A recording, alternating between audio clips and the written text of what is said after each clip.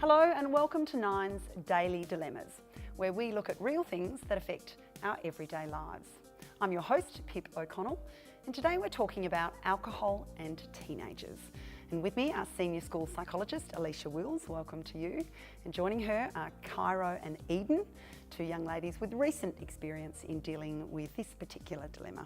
To you first, Alicia, what are some of the pressures around teens and drinking? Some of the pressures, and I think the girls can talk about this as well, is there's peer pressure to be part of a group and their beliefs about becoming an adult and engaging in adult type behaviours, including consumption of alcohol. And some of the pressure even comes from home, so modelling in the home, what the culture is amongst the family. And what's considered normal. The research is now showing, of course, that alcohol is very bad for the developing brain. It's important that we don't consume alcohol in those young years.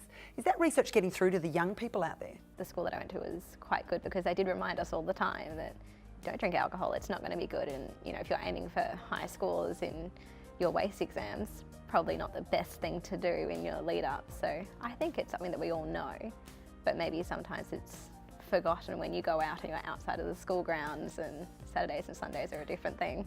You were actually an elite athlete going through school. Did that kind of affect your relationship with alcohol and how it fitted? My close friends weren't really interested in it, but we definitely knew of people that were, and I think the people that were, they generally seemed to have older siblings that I think they used to spend a lot of time with, and they would be at those parties. And Eden, what about your experiences? Did you feel pressure in terms of alcohol socially? There's different friend groups and stuff when you're in school, and I happened to be in the friend group that didn't really engage with that sort of social kind of drinking, but there were definitely the other groups who would. Research is showing now more and more teenagers are choosing not to drink. Is that your experience?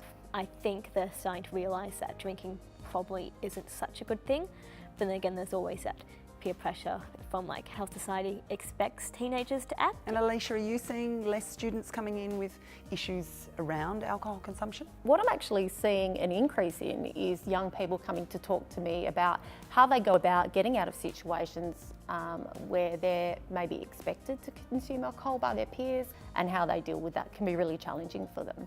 So what I work with those particular students is how to assertively say no, how to be respectful of other people but still have your needs met. Well, that's all we've got time for today, but there's a lot more to discuss on this particular topic and plenty of other topics as well. So make sure you watch out for the next instalment of Nine's Daily Dilemmas. Thanks for joining us.